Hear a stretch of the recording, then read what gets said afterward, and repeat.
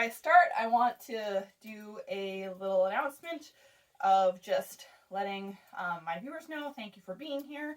And also, if you find my channel and you enjoy the content, that's great. I'm glad you're here. This is a place for conversation, discussion, and just acceptance of anybody that wants to talk with me or interact with this channel. I will not tolerate, though, any bullying of any people that comment. So if you come to my channel and you're in the comment section and you're there to just say negative things about people or have any kind of behavior that's of bullying nature, I will remove your comment and potentially block you. So I want to accept people that come here. This is supposed to be a safe place and a safe space to discuss these types of things. So anybody that is interacting with my content in an unsafe way for other individuals here, it's not going to fly with me. So I just want to create a welcome environment, and so I just want to say that ahead of time. I don't usually get that kind of thing, but occasionally it does come up, and I just want to communicate to everybody that's here that this is a safe place and you're welcome. So, to talk about PDA today, right now it is classified in some guidance under the autism profile, the autistic profile. Although there are people that have this, that identify as a PDA type person that doesn't identify with the autistic profile. And right now there's not really a whole lot of research done on it. So eventually it could be classified as its own separate thing.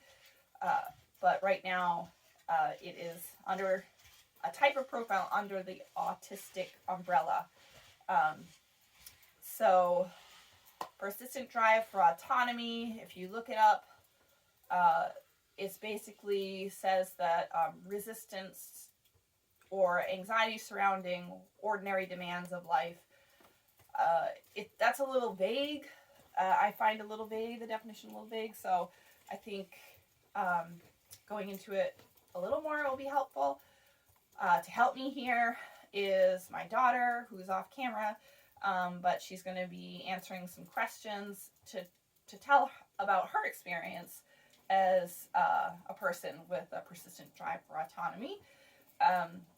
And just to kind of let her have her own voice. I don't identify as a PDA person, so I only can say it from my own experience, and that might not be representative of somebody that identifies with it. So I really just wanted to give a voice to somebody that does identify with it. I can start off with my initial experience with it, and then I'll ask questions so that she can feel empowered to express herself in her own way. So when I first had my daughter, I didn't know a whole lot about child development. I didn't have a whole lot of experience. I didn't really understand what was, in the realm of like general behaviors that infants show, and like what might be a little bit different. I had one child before her, and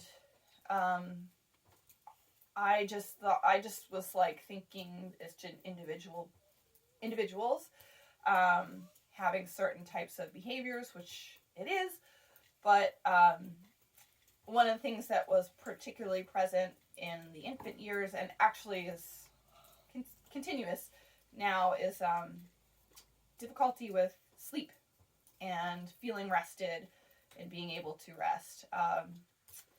My daughter didn't really sleep that much as an infant.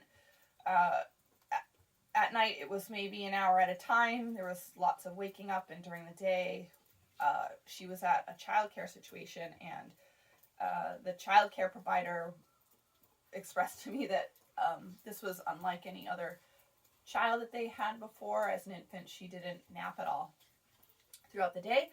I now understand it was probably she was like continuously feeling stimulated and not able to have her nervous system go into a state of rest.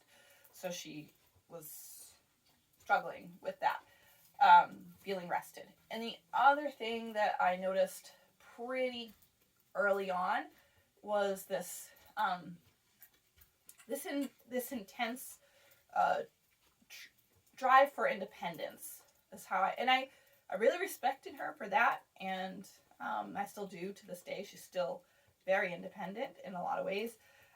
She would try to problem solve early on. I would find her, as soon as she learned how to walk, trying to like set up parts of her toys to climb on to get to something that she wanted to get to, which was stressful as a new parent, but she had particular ideas about how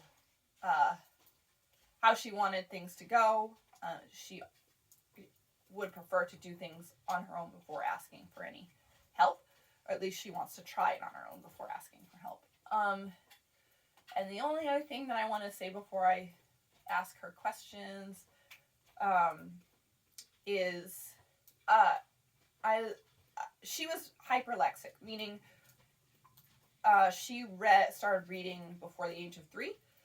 It was one of the things that kind of helped deal with the nighttime issues with sleeping, providing her something to do when she woke up to kind of help her get through the night without, feeling dysregulated.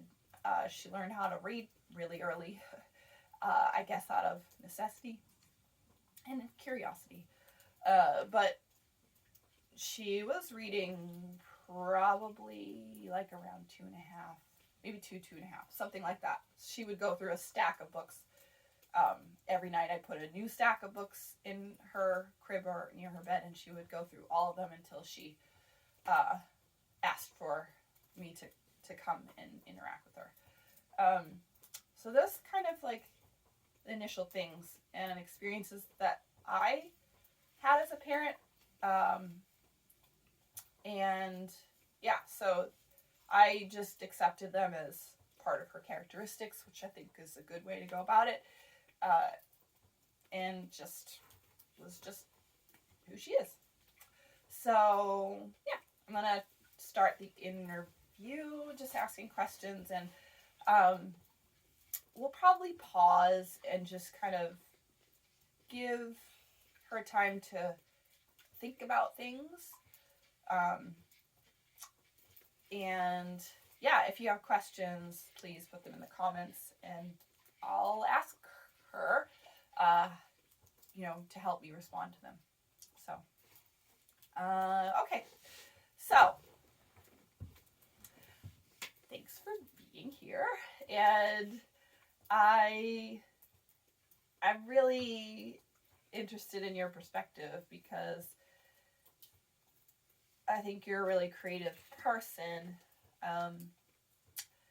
and you're very interesting how you problem solve. So, yeah. So, how do you feel about when I say like how do you feel about when I say you're an autonomous person, you're pretty independent? Do you feel that way about yourself, or how do you feel about tasks and like things that you want to do, and like why, when you see something you want to accomplish, how do you think about it? What I want to accomplish.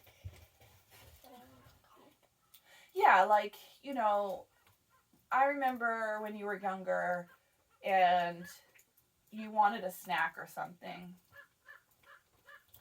and that was like in the cabinet or something, and how you would go about it, and if you remember that. I do. Make sure you speak loud because the camera might not.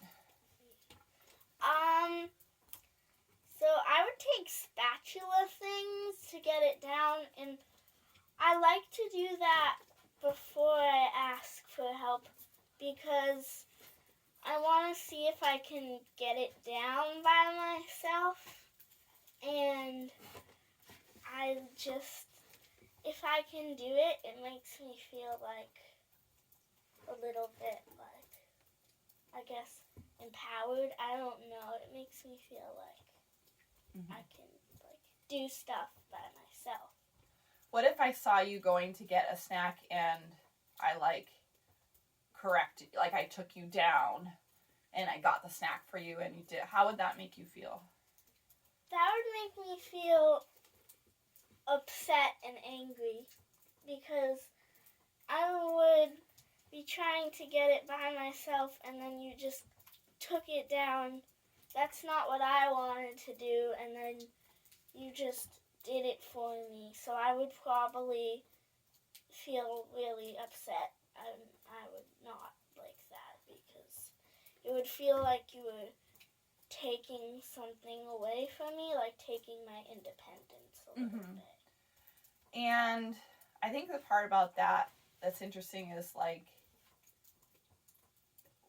the second part is if I did that to you and I like took you down and I gave you the snack that you were looking for, what would you eat the snack or would you probably refuse to eat the snack until you let me go up and get it by myself.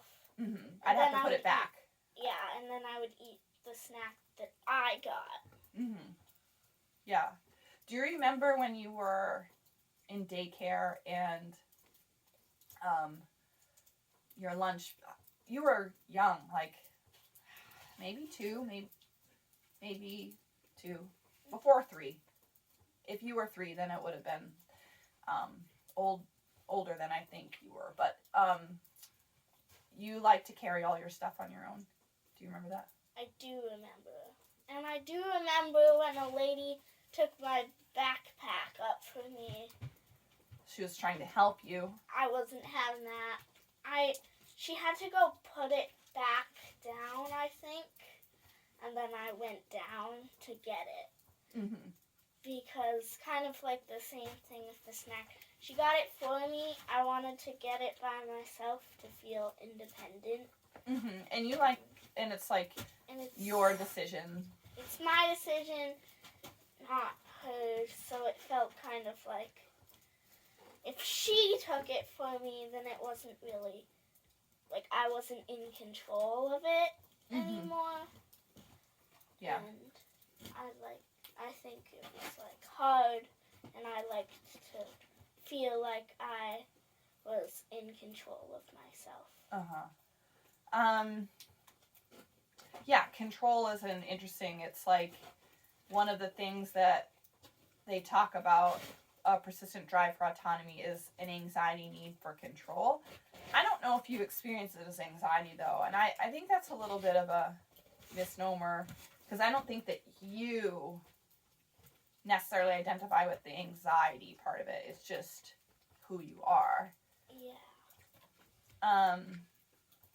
What about, like, I remember when you were like a toddler, and toddlers fall a lot, and the nurturing thing most people would do would be, pick the toddler up when they fall and comfort them and stuff, and like the toddler might be crying and the parent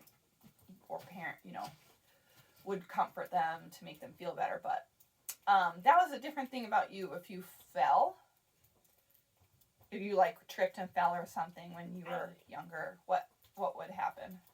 So a lot of the time, if somebody came over, I would be upset and I would feel like overwhelmed because a ton of people would be like, "Are you okay?" And it was too many questions for me to answer at one time. So I usually couldn't speak. I just couldn't. That's still the same. Like if I'm stressed or if I am fell or I'm upset and somebody comes over and a lot of people are asking me questions, I get too overwhelmed and I need people to like leave, give me space, and then I can answer it after. So you feel like when somebody's coming, if you fall, when you experience somebody coming to what they think is helping you, you feel like, are you feeling like they're asking you for something? Yeah, I feel like it's a lot of like, when people ask, it's kind of like when people ask for a favor, it's just like a lot of questions that they're asking me, and it is like a demand that I have to answer, and it just makes me so stressed that I feel like I can't talk. I can't talk when that happens. Yeah. I just like feel like I don't have a voice. I just like can't talk. Yeah, you feel like they're demanding something of you. That is something that that is something that I've heard other people with PDA talk about. There's some concept called demand avoidance, which is common with autistic people. And, you know, basically it means that, you struggle with doing things that that other people might want you to do or what you want to do. But I think with somebody with the PDA profile, it kind of goes, it's kind of like more pressured feeling. Like, I notice it if I have to be, well, I'll just ask you, if like somebody asks you, for example, to like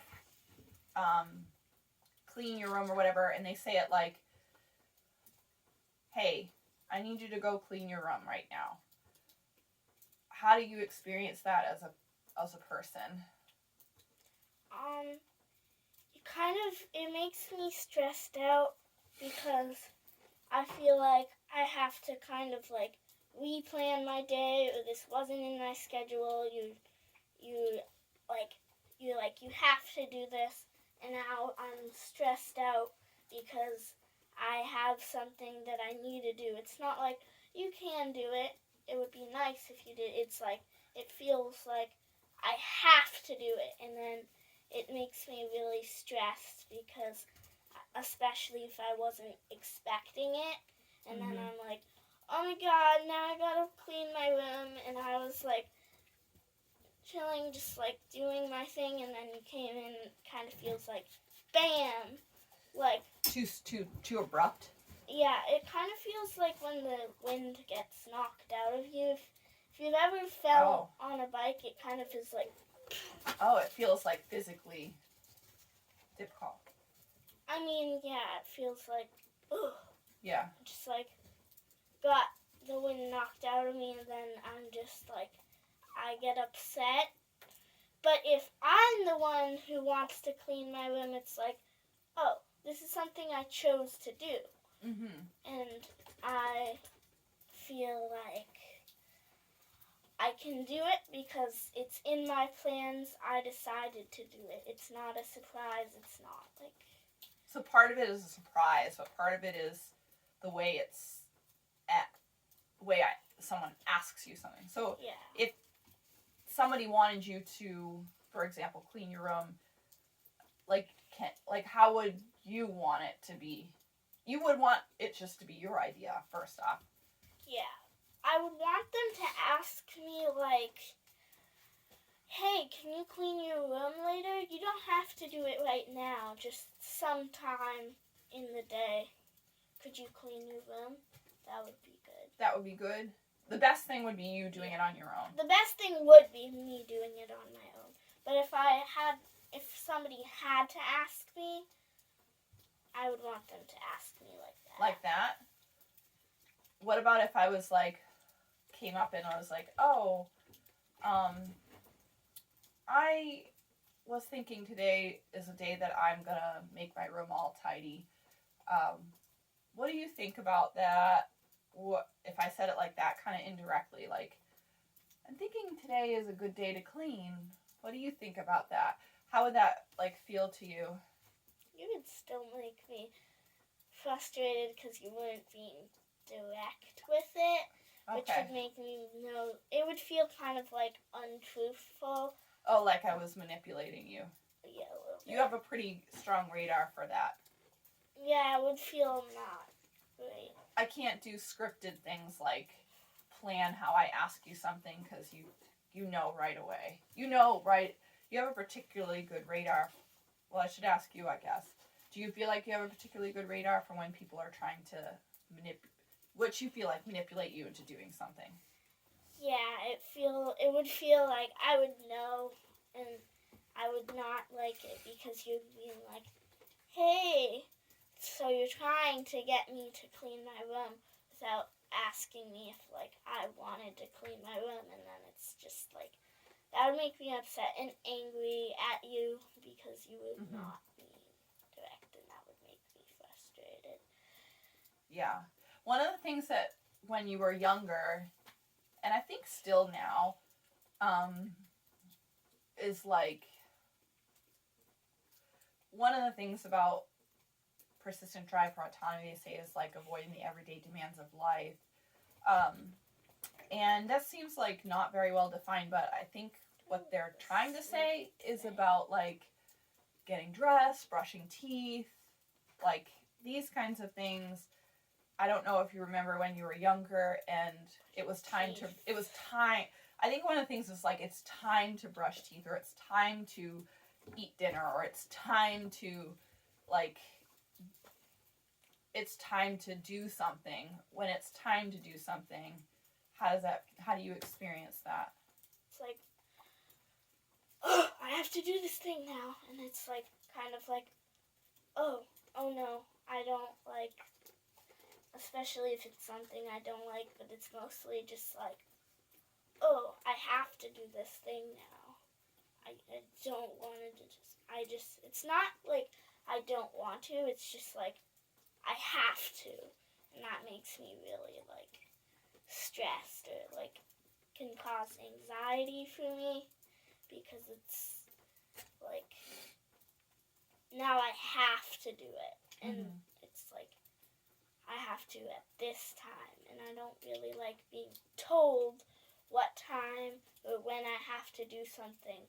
I'd rather do it by myself, like decide the time I want it, and then it'd be like, oh, I want to do this now, and then it would feel like something that I wanted to do. Even if it's not me telling you to do it, so like, yeah. Do you struggle with that? Like when it's like it's an internal thing, like myself kind of yourself telling me to do it, and like but if I'm like, I want to do this, then it's okay. But when I'm telling, like when it's like, oh, I know it's time for something, and myself is telling myself that I have to go do something, and it like stresses me out, so I'd rather like be like, oh, I want to do this now. Do you have a way of getting around that feeling that you like when you internally feel like you have to do something? Do you have a way of dealing with that? I usually do something else while I'm doing it. Like now if I brush my teeth, I usually like watch a show while I do it because it's like, oh, I'm watching my show, but I also am brushing my teeth. So you're not like focusing on that. It's a way of like getting around the thing that you feel like you have to do, is being like using something else that I want to do while I'm doing something that I don't really want to do. Yeah, I think when you were younger, we didn't know that, and so when it was time for teeth brushing, do you remember any of those experiences? Hold my mouth open. It was bad. I was not very well knowledgeable then. Yeah. And I felt like the dentist wanted you to brush your teeth better, and I was your parent, and it was my responsibility to do that. And so I was like trying to force you and it never went well for anybody, did it? Yeah. Your experience with that, not good. Yeah. I don't like brushing my teeth, but also it's like when it's like you have to brush your teeth, and then you like force me to do it. Yeah. It's like not a good way to handle. It was not a good way to handle it. No. I mean, you didn't know that. I didn't know that. I think now if I had to do it differently, I would have learned how to go about it in a different way. One of the other things, I want to talk about school a little bit, but first I want to talk about one of the other characteristics that's often associated with PDA, and that's like fantasy and role play and like imaginary things. And I think when you were younger, one of the ways I kind of, waking you up in the morning to get you dressed, because that wasn't that wasn't something you enjoyed very much at all. You still don't like being woken up. It makes you very unhappy if somebody wakes you up, if you're not waking up on your own. But one of the things that I used to do, I remember, and I don't know how I figured this out, but was to have like one of your stuffed animals wake you up. Like take a stuffed animal and like be like, hey, it's time to wake up. And I would like be a character. Do you remember that? Yeah. I mean, I can't get mad at my stuffed animal. Can't get mad at your stuffed animals, right? But it was me. But I knew it was you. You knew it was me, right? But it was like a game, kind of. Yeah. And so we have Dexter that wants to get in the frame all the time.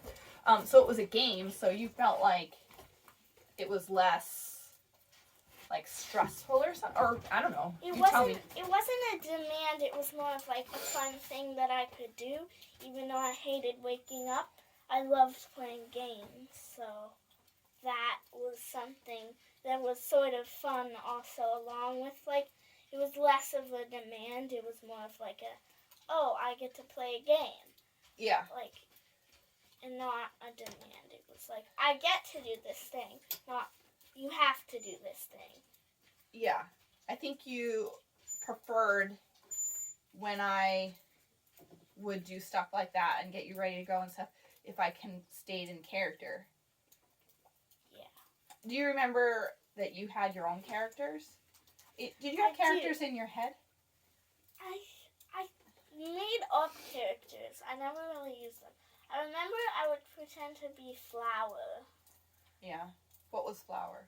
Flower was like an imaginary girl or something who lived in my closet, apparently.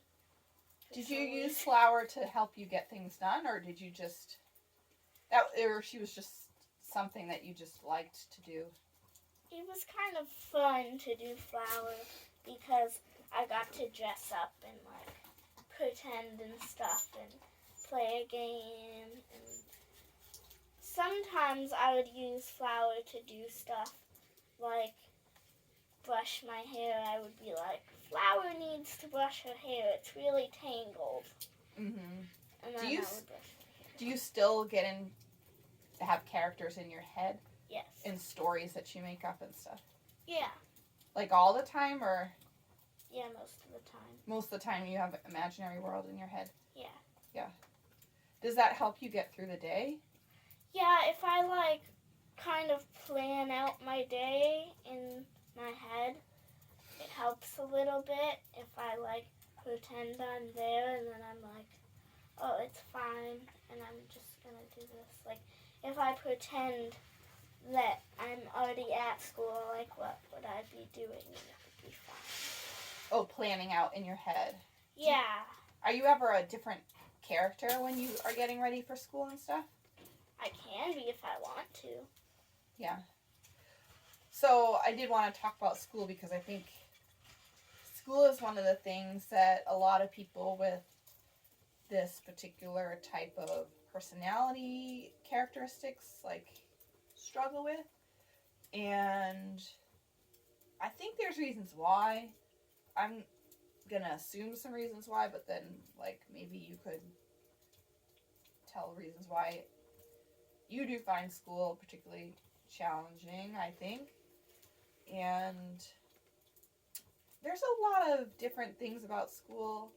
There's a lot of demands. There's a lot of demands, yeah. And it's like somebody telling you to do something like all day long. And like I have to listen to them without like expressing my feelings towards how they do it.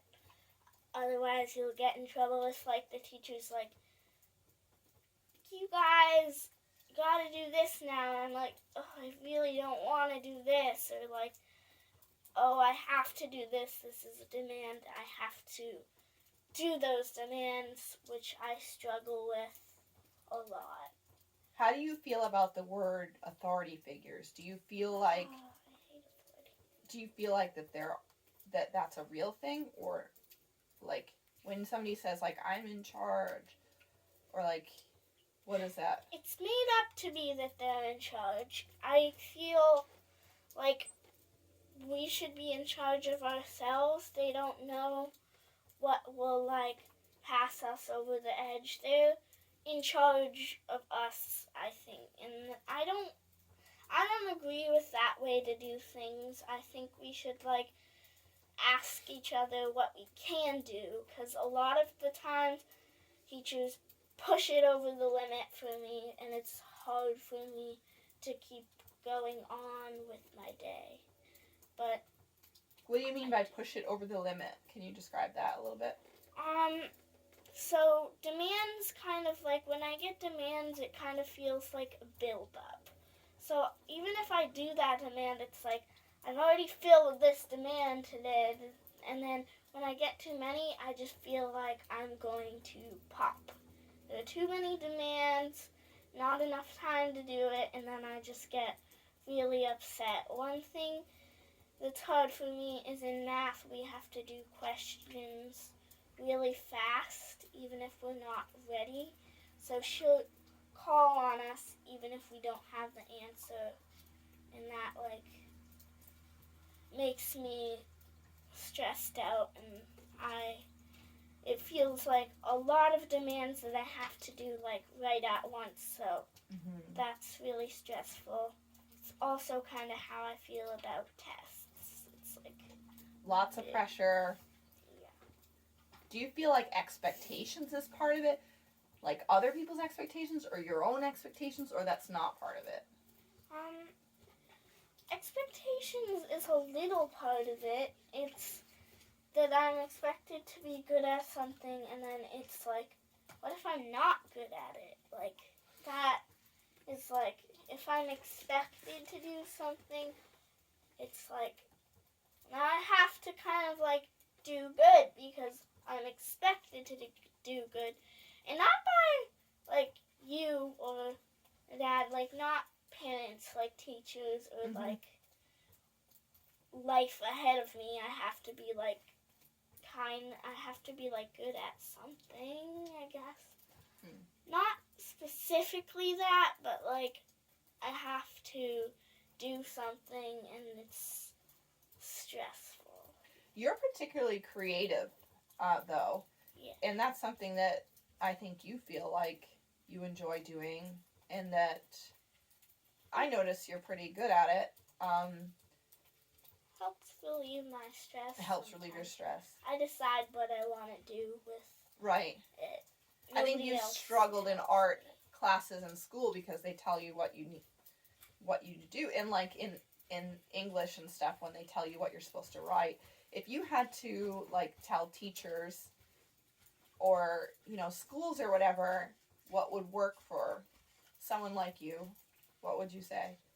I would say like, I can try and do that. I'd like to do my own thing. If you're like, you have to write about this, it's going to be hard for me to write about this because everybody expected to write about this, but maybe some people just really hate this topic, and like you're giving them a grade on something that like, if you told them to do like a topic on cats, they would have been completely fine. They would have gotten an A+. But if you like gave them something on like dogs, or I'm just using examples, they'd be like, well, I don't like dogs. I didn't want to do dogs, and then they like are not good at it. Yeah. But So it's not fair. It's not fair because some people really maybe like that assignment, and some people are like, no, this assignment isn't for me. I think we should let people decide like what they get to do a little bit more. I was going to ask you something about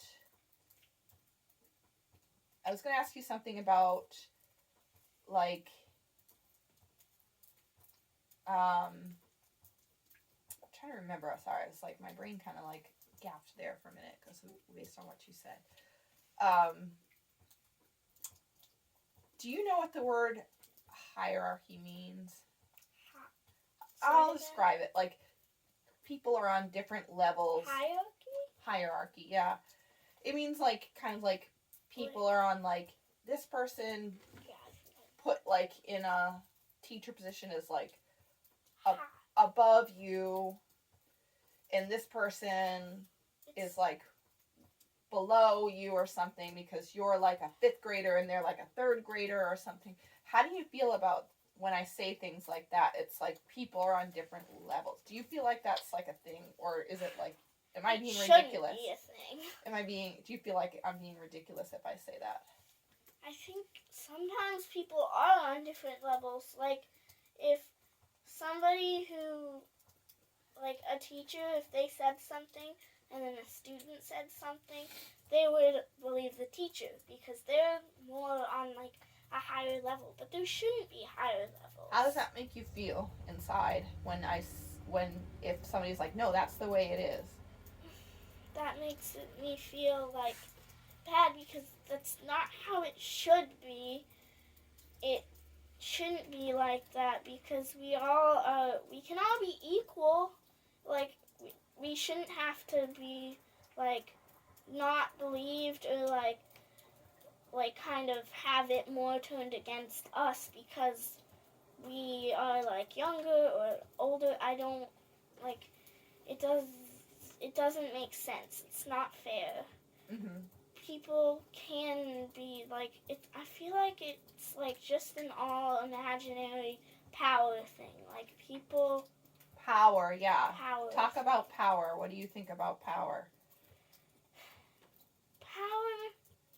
Sometimes I like to have power, and a lot of times why I like to have power is because a lot of the time it's not the kids or the people who have power. Sometimes they shouldn't have power, and like I think everybody should have a little bit of power, but they should use it like in a nice way. You mean to like promote themselves or to promote other people or whatever, like to help themselves, to help other people. And I think that we should have like everybody should have power, and a lot of the times just because someone is like more trusted or like sometimes it's like people have more than somebody else does, and I don't think that we should have more than each other. I think power should be spread equally to the people who are going to use it like in a good way. Yeah.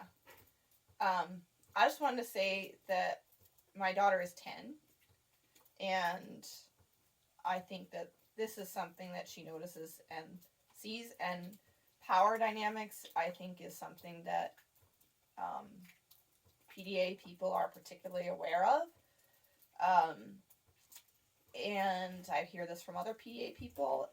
They're very sensitive to imbalances of power, and even though she's 10 years old, she's pretty articulate, and she can think about these things pretty critically, and I think that is a component of one of the characteristics of being a PDA person is that she notices when things aren't fair a lot.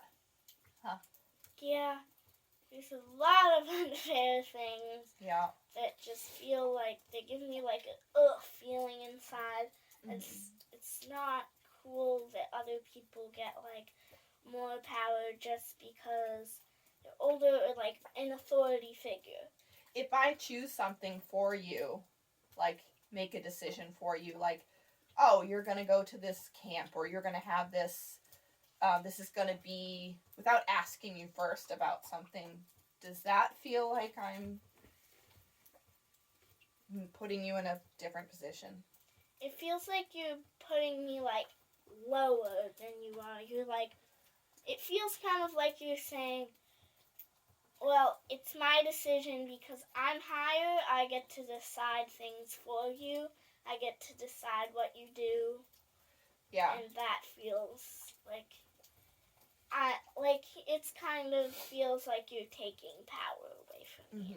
As a parent, I feel like that's a thing I particularly have struggled with, because there's some internal feelings that I have about making decisions or making the best decision as a parent, but I've learned through, like consequences or experiences with you, that if I do that, you're really not on board with not compliant. I will not comply. Kind of. I mean, sort of. You have reluctant compliance. You'll tend to like make it well aware that you're not on board with it, and definitely have other things that happen during that time that make it a little extra challenging if I do this. So I've learned to like talk to you about things ahead of time and ask you questions ahead of time, which is something that is not, I'll say, is generally not something that parents have as a first nature kind of a thing, because we like feel like we're responsible and should be adults and like and help our kids. And even if when it comes from a helping component, when I think it's a helping component, you don't feel like it's a helping thing.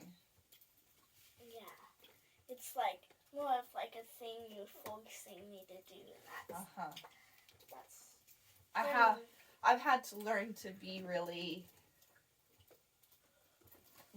being humble a lot, like deferring almost to you, because I think that's something that's key. I kind of have to like, because you're younger and you sense the power difference like easily, that I sort of have to put myself in a way that I feel like I have to kind of give you more power so that you're equal to me, meaning like more decision power or more like more like input on something, and just like I might not know, or I have to like assume I don't know, even though I do have thoughts about it sometimes, but I realize like my thoughts are secondary to yours, and that was not natural to me or intuitive to me, because it's not how I was parented, and it's something I've really had to learn. What's that? I don't think you were parented right. Well, that's probably true. But I think you've taught me a lot. I think actually we probably, I mean, I might have one more question, but I think one of the things that I feel like having a PDA person as a child has made me a better person in general, because I feel like I'm accountable, like highly accountable, like held accountable for the way that I say things and the way that I like make decisions and stuff. I feel like I've had to really critically think about how I interact with you, and it's made me kind of think about other people differently. So I think that that's something that you've helped me with. I don't think that a lot of the ways that I've had to rethink about, you know, structures and like hierarchies and like differences of power were things that I really thought about a whole lot before I had you as a child. It definitely changed my perspective about things. I guess I want to ask one last question is like, if you had to picture like the best like world possible for like everybody, like to live, and what would you like think about first? Well, I would think that I do think it's a lot about the power thing. Like, we'd be given equal power no matter how old you are, or like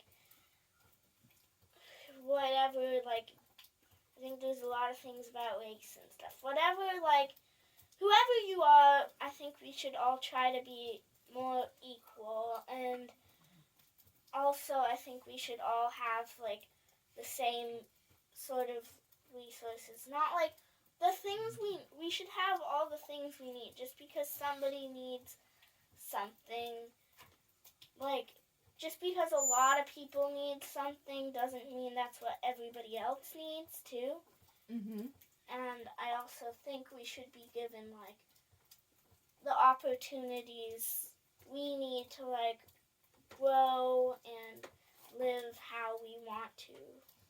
And Yeah. I think that sometimes it's not always given because it seems unfair, but it is fair. It's just fair in a different way because you're given what you need to grow, and that's different from some other people. Like, we don't all need the same thing. So, thinking about people's needs, individual needs, being fair and equal, but not the same. Yeah. Okay. Yeah. I think that that's something that, like, pretty everybody should think about, that kind of thing. Like, you don't feel like you're above anybody. No. No. Not usually. I mean, they're people. I mean, we're Everybody's all a people. person. Yeah. Yeah. So just treating people like they're all people. Yeah. Okay. Well, thanks for talking with me, and I don't know, it's like, I feel like it described a lot of, probably a lot of people feel similarly to you. I know we classify things sometimes in a way, and we say like persistent drive for autonomy, but I think a lot of the things that you think about are things that everybody might think about. It's just that, you know, you think about them more consistently, and that's just the way that you are as a person. So I think it's important to like have people like you give a voice, because I think you do represent what a lot of people would need. And so I just want to thank you for talking with me and being on my channel off to the side. So because I know that you're a child, so I don't want to put you on the camera, but your voice was important to me. I didn't want to speak for you, because I can speak of my experience with you, but I don't feel like that's really fair to you, and so I wanted you to say it yourself. So thanks. Okay. All right, thanks for watching, and I hope this was helpful.